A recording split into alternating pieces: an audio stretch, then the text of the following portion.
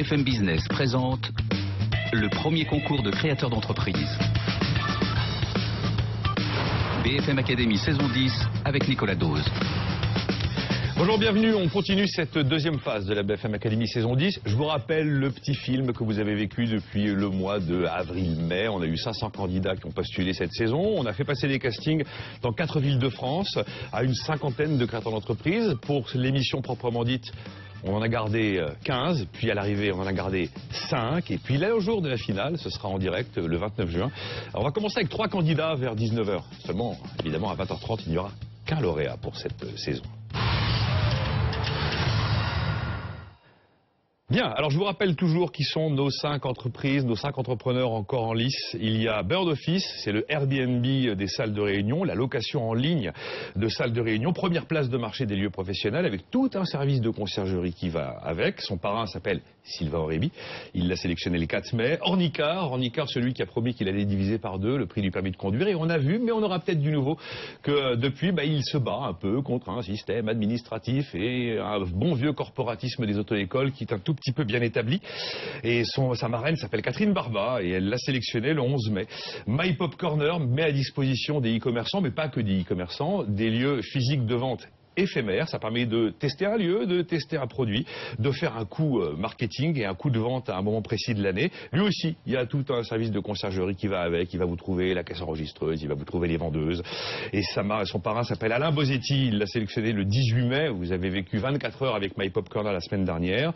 My Light System, c'est le photovoltaïque qui est enfin accessible à tous. Chacun peut devenir producteur d'énergie et consommer en priorité sa propre énergie avec cette offre qu'on a détaillée à nouveau la semaine dernière, avec sa marraine, Evelyne Platnik-Cohen, qui a sélectionné My Light System à Lyon pour le casting, et le 25 mai, c'était dans l'émission. Et puis Print, qu'on va voir aussi aujourd'hui, la start-up qui a fait un carton total sur Kickstarter. Ils ont levé $1,5 million alors qu'ils en attendaient 50 000 en seulement 3 semaines. Carton total aussi parmi les belles petites pépites françaises qu'on a pu voir au CES de Las Vegas. C'est la fameuse coque que vous clippez sur l'iPhone ou alors sur le Samsung et qui va permettre de développer en 30 secondes seulement vos photos à la bonne vieille méthode du Polaroid. Et sa marraine, c'est Ève Chegaray. Et Ève Chegaray a sélectionné Print le 1er juin. Alors, on va continuer donc dans cette émission parrain-marraine face au reste de l'équipe. Comme vous le savez, je leur ai demandé d'être dans le mode good cop, c'est-à-dire on est dans l'accompagnement du créateur d'entreprise, comment lui permettre de se révéler le plus possible.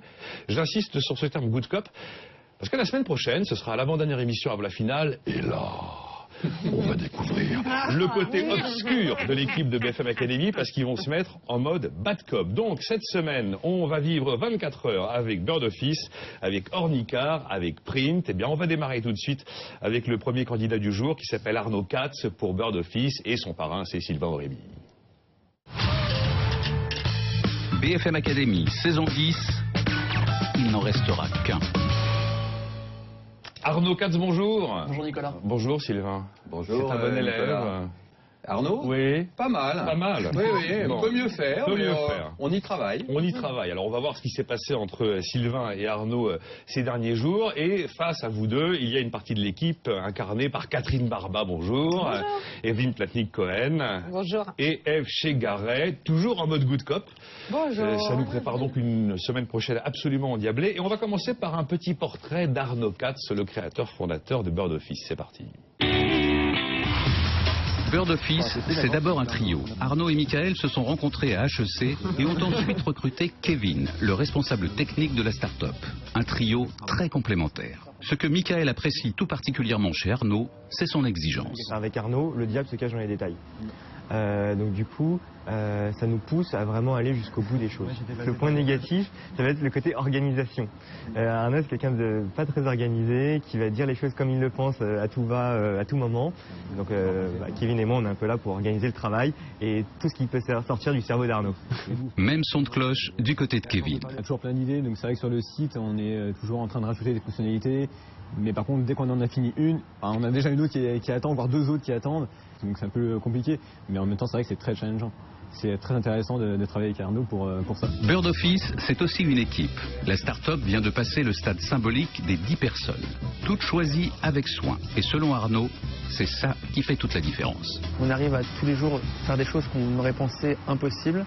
Finalement, on arrive à le faire et je pense que c'est avoir choisi les gens avec qui on on construit les choses qui ont une véritable valeur ajoutée. On a créé une sorte de petite famille entre guillemets.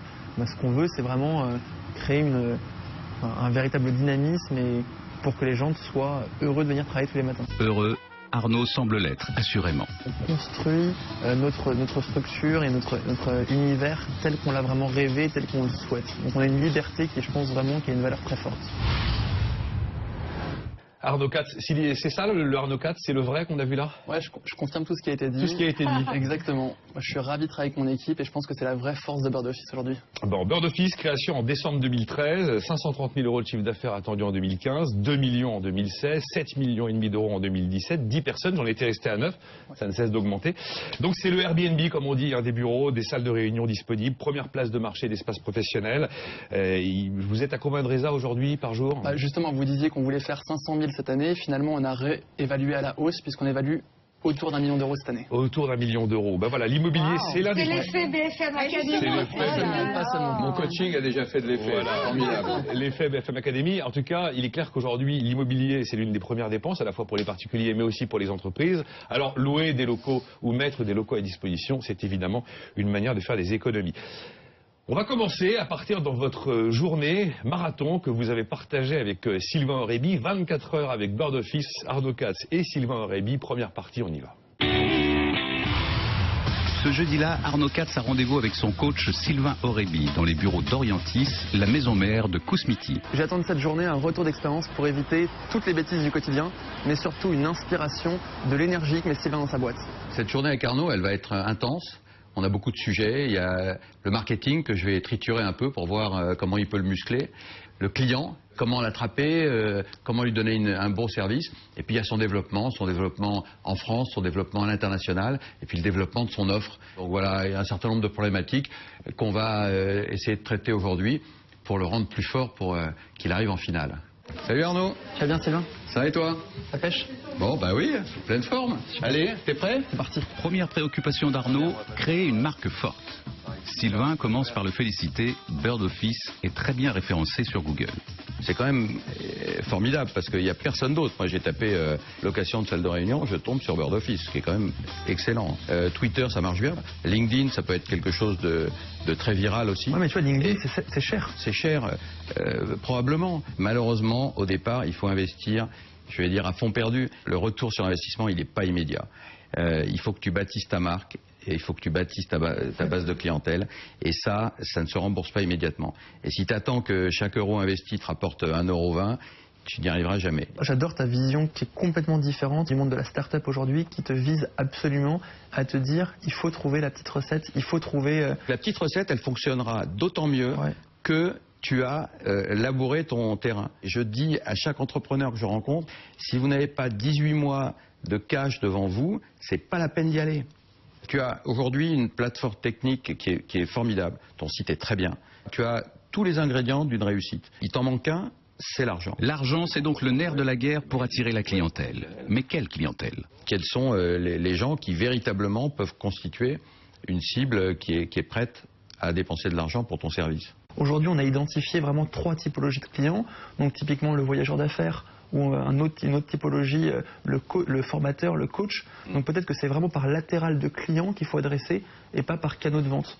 Et après, essayer de voir comment ces gens-là fonctionnent. Et je pense qu'aujourd'hui, c'est peut-être un réflexe qu'on n'a pas encore eu, quoi. Qu'est-ce qui est le plus difficile dans ton métier? Est-ce que c'est de trouver le client qui va rechercher une salle ou est-ce que c'est de trouver la salle elle-même? Quel est le plus difficile aujourd'hui? On a aujourd'hui une belle expertise pour trouver de l'offre. Donc l'offre, elle est simple chez toi. Ça confirme que c'est le client qui va rechercher une salle, qui est l'élément sur lequel tu dois investir un maximum, clairement. Je vois bien que les salles, on va en trouver. Mais le client, c'est lui qu'il faut aller véritablement chercher. Ça, c'est un sacré boulot. Mais tu sais sur quoi tu dois mettre le focus dans les mois qui viennent. C'est l'heure de faire une petite pause. Sylvain emmène Arnaud dans sa boutique Salon de thé des Champs-Élysées pour un déjeuner bien mérité. Arnaud Katz, c'est bon le Kousmichov là, le repas? C'était vraiment délicieux. Ah bon, d'accord. Ça vaut la peine d'y aller, c'est au 41 ou avenue des Champs. 71. 71, j'avais un chiffre. Cette pub Kousmi. Elle est bien, ouais. Très bien. C'était le budget référencement là, le Google, Twitter et compagnie. On met une centaine d'euros par jour. sur AdWords. Ah, quand même, ouais. Et a priori, c'est 100 euros aujourd'hui, ça va être 150 dans un an. On est rentable aujourd'hui sur les AdWords. Bon, ouais, mais c'est souvent un budget vachement important. Et le coût du lead? Le coût du lead, on peut se permettre de dépenser, nous, autour de 100 euros par client, un peu plus de 100 euros par client. Ça, ce sont les vrais nouveaux coûts, en fait. Ouais. Absolument. Catherine, mais énormément augmenté ces dernières années. Ah, il y a plein d'entrepreneurs qui se désespèrent de leur facture Google. On peut nous se permettre de dépenser ce montant-là. Non, mais donc du coup, l'enjeu, ça va être de réussir à se libérer de cette emprise-là. Peut-être trouver d'autres choses. Bien sûr. Et vous avez déjà des idées? Bah justement, c'est tout l'objet du coaching. Sylvain Réby, impression, analyse, commentaire, rumeur. Moi j'avais vu Arnaud uniquement à la télévision et puis par son dossier. Et quand on a passé cette journée ensemble hier, j'ai compris beaucoup de choses d'abord de lui et de son équipe. Ils sont extrêmement dynamiques, extrêmement motivés. Puis j'ai compris que son business, il avait un véritable avenir. Il y a énormément de choses derrière Bird Office, il y a énormément de potentiel. J'ai découvert ça hier en parlant avec lui, on est rentré dans le détail de beaucoup de choses. On a vu que quelques minutes d'image là. Je pense que derrière ça, on a un business qui va se développer à long terme. Donc très intéressant. Et alors Arnaud, votre retour de ces premiers éléments de rencontre avec Sylvain Réby? Ce qui a été assez fort, je pense, c'est que... C'est la première fois d'abord que quelqu'un est à côté de vous et se met à s'intéresser dans le détail à votre business et à essayer de vous apporter. Parce que souvent, les gars sont tout seuls pendant très longtemps. On connaît l'enjeu de se faire entourer. On était déjà pas mal entourés. D'accord. Donc non, ça, on le fait, mais c'est vrai qu'avoir un nouvel avis, surtout d'une aussi bonne qualité, c'était top. Mais assez bonne, hein, on a remarqué. Très bonne, très bonne. Je crois qu'il a dit aussi bonne. Aussi bonne. C'est mon oreillette, c'est ça. C'est l'oreille perverse de Catherine Barba qui par moment... Ce que je retiens vraiment, c'est que Sylvain, pour lui, une boîte, c'est comprendre ses clients. Son métier, c'est comprendre ses clients. Et nous, peut-être qu'on n'a pas mis assez d'efforts là-dedans. Et ça, une fois qu'on a compris ça, il n'y a plus qu'à dérouler, quoi. Ah, parce que finalement, il y a encore 24 heures, vous n'étiez pas sûr d'avoir totalement compris vos clients.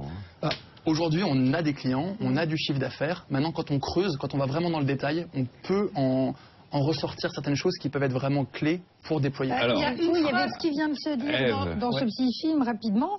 Arnaud, on vous a entendu dire il faut qu'on travaille à voir comment fonctionnent vraiment ces gens-là, c'était vos clients, vos utilisateurs. C'est les utilisateurs.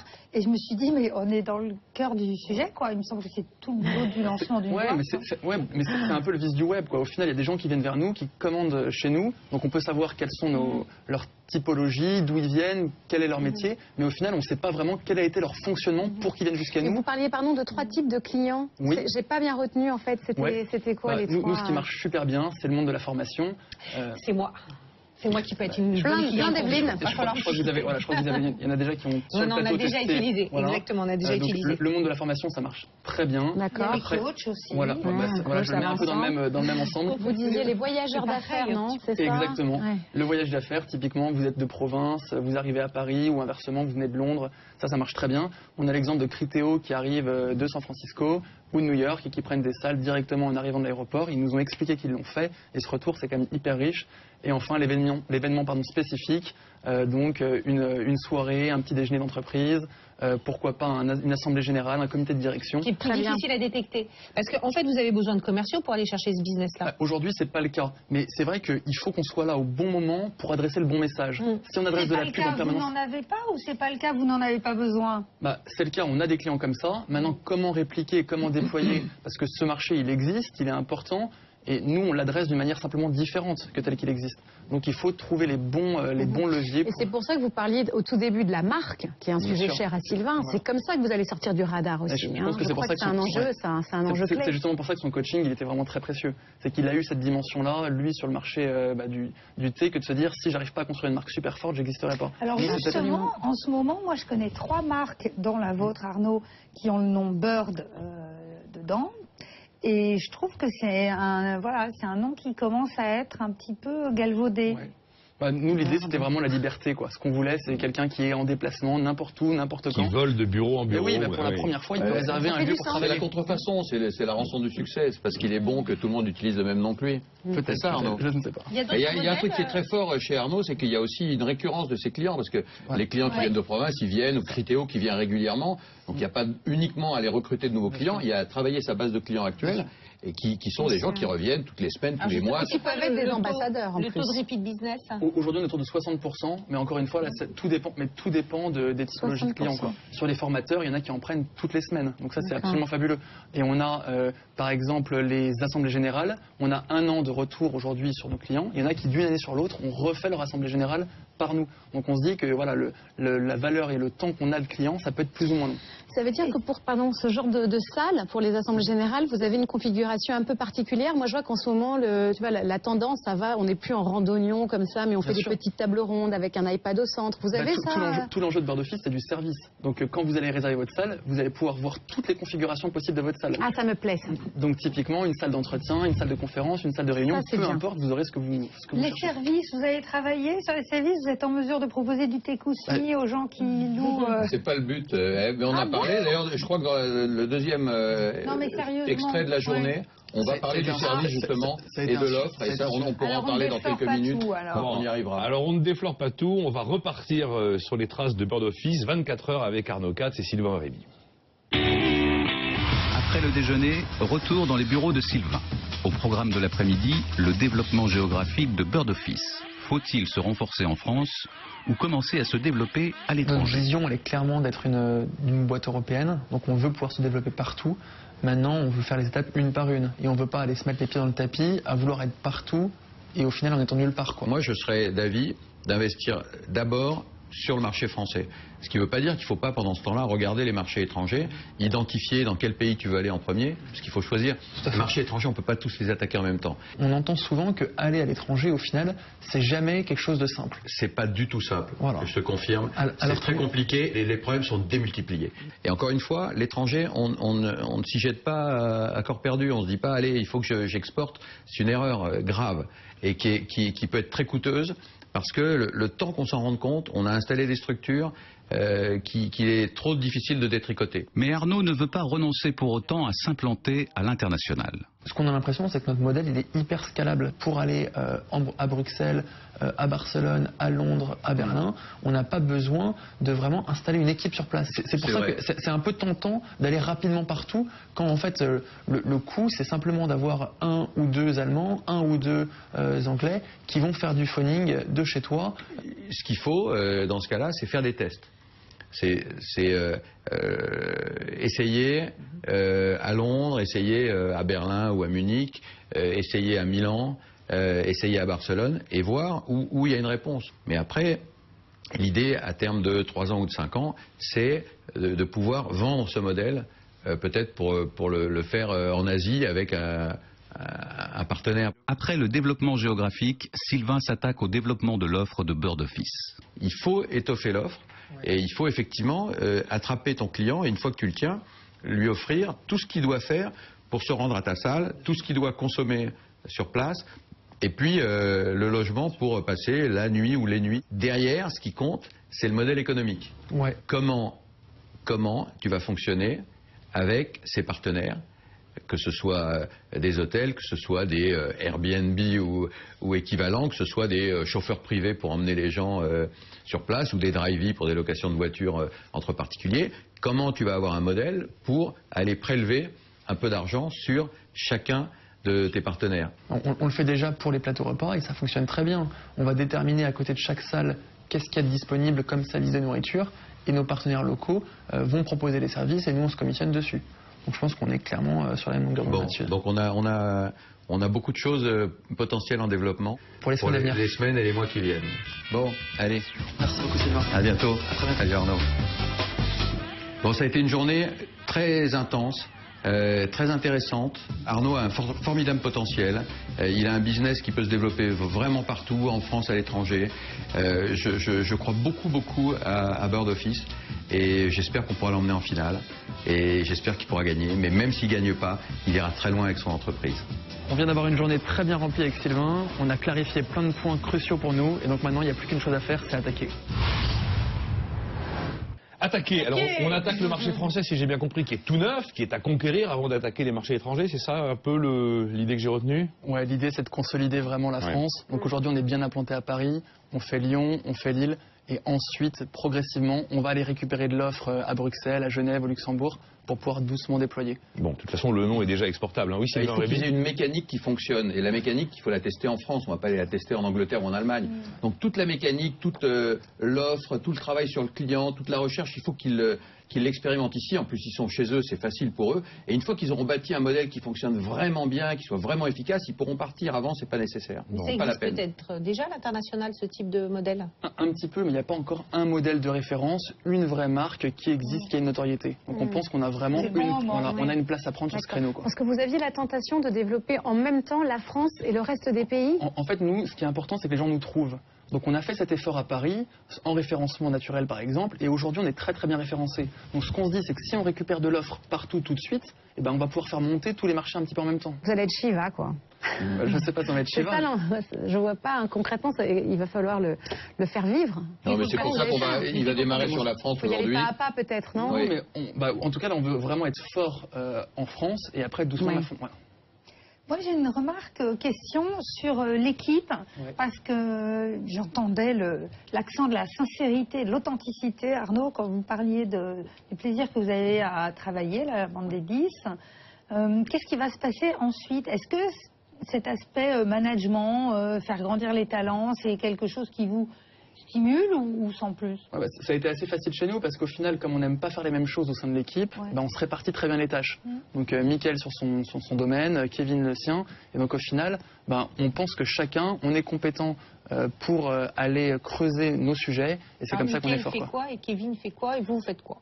D'accord, Mickaël c'est plus la partie financière administrative, Kevin la techno, et moi j'essaie vraiment de prioriser comment on va choisir qu'est-ce qu'on fait en premier, comment on fait en premier, sous leur contrôle, quoi. Mais alors, si je rejoins comme salarié Bird Office dans quelques mois, parce que pourquoi pas? Ça voudrait dire qu'ils ont de gros moyens. Ils auront fait d'énormes marges. Une grosse levée de fonds. Carrière, vous pouvez... Non, mais je plaisante qu'à moitié, mais un jeune plutôt, il me semble, qui rejoint un jeune qui rejoint la boîte que vous avez montée aujourd'hui, quelle perspective de carrière vous lui offrez? Nos métiers, c'est clairement du développement web, donc peut-être pour toi c'est pas le top du top. et après alors, un point de moins, Arnaud, donc c'est un peu mal parti. Voilà, on a exactement un peu de communication, mais aujourd'hui c'est assez léger. Et là, peut-être trop léger, justement. Peut-être trop léger, mais aujourd'hui on est sur une structure très très légère et on met vraiment notre force sur les commerciaux, donc c'est démarcher des salles pour augmenter l'offre. C'est plus démarcher des salles que démarcher les clients? Aujourd'hui on n'a aucun commerciaux qui démarche vraiment des clients directement. Et si Eve rejoint l'équipe, est-ce qu'elle serait associée au capital? J'aimerais.